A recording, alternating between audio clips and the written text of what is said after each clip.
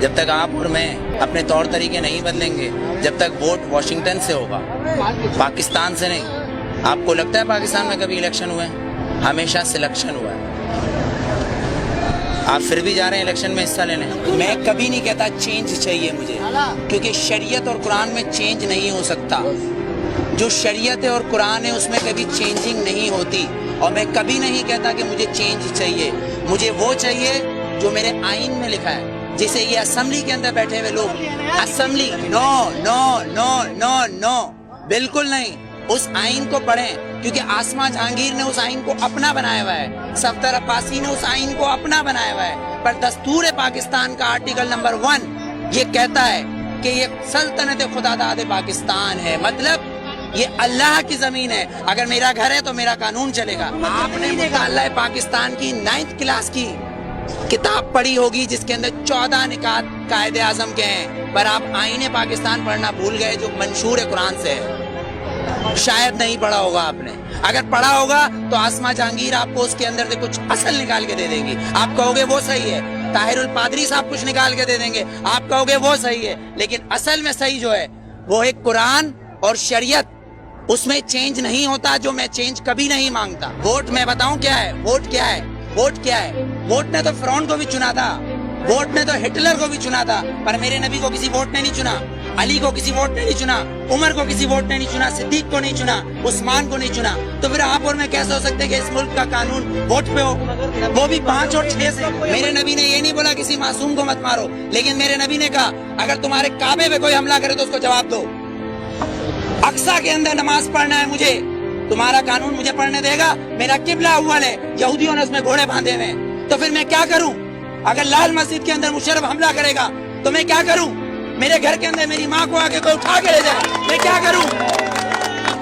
میرا قانون اس کی اجازت دیتا ہے، میرا قانون اس کی اجازت دیتا ہے۔ آرٹیکل 63 اور 62، آرٹیکل 63 اور 62 اس بات کی اجازت دیتا ہے کہ چیف جسٹس کو بھی چیک کرو، چیف جسٹس کو بھی چیک کرو۔ لیکن یہاں تو میں پارکنگ والا کھڑا ہوں، یہ پارکنگ والا میں کھڑا ہوں، یہاں گورنمنٹ آتی ہے کہتی گورنمنٹ کی گاڑی ہے، تو یہ جو گدھے کھڑے ہیں، یہ جو گدھے کھڑے ہیں جن کے ٹیکس سے یہ گورنمنٹ بنتی ہے، جب یہ 10 روپے اور 20 روپے دے رہے ہیں تو یہ گورنمنٹ کیوں نہیں دے گی؟ یہاں تو یہ قانون ہے، 3 قانون، آرمی کا ایک، گورنمنٹ کا ایک، اور ایک مجھ جیسے اور ہم جیسے گدھوں کا الگ۔ کیونکہ ہم حبیب جالب کے بقول ہم 18 کروڑ گدھے ہیں، ہم 18 کروڑ گدھے ہیں۔ اگر صوفی محمد سواد کے یہ کہیں کہ میں دستور کو نہیں مانتا، آئین کو نہیں مانتا، تو وہ کافر، اس کو گرفتار کر لو، نظر بند کر دو، ٹھیک ہے، اس کو بند کر دو۔ اگر کوئی سیاستدان کہے کہ میں اس دستور کو نہیں مانتا تو وہ الیکشن کا حقدار۔ آپ کو کتنا لون معاف کیا، مجھے کتنا لون معاف کیا، پر ہمارے سیاستدانوں کو اربوں روپیہ معاف۔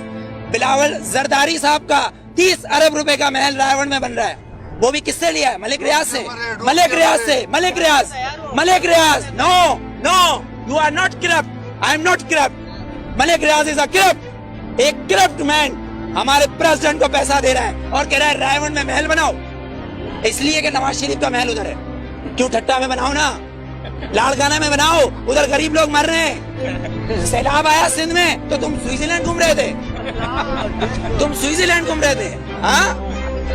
تم کس پاکستان کی بات کرتے ہو؟ پاکستان کا مطلب کیا ہے؟ پاکستان، فارسی میں استان کو کہتے ہیں شہر، اور پاک ہے پہلا کلمہ طیب مانے پاک، اور طیبہ کا مطلب مدینہ ثانی ہے۔ یہ سن لے یہ یہودی حکمران جن کی ڈورے صرف واشنگٹن اور نیو یارک سے چلتی ہے، لندن سے ہلتی ہے، کسی کی پشاور، کوئٹہ، پنڈی یا کراچی سے ڈورے نہیں ہلتی، ان کی امریکہ سے ڈورے ہلتی ہے۔ جس دن ان کی کعبے سے ڈورے ہلیں گی اس دن ووٹ دوں گا، ورنہ بائیکاٹ۔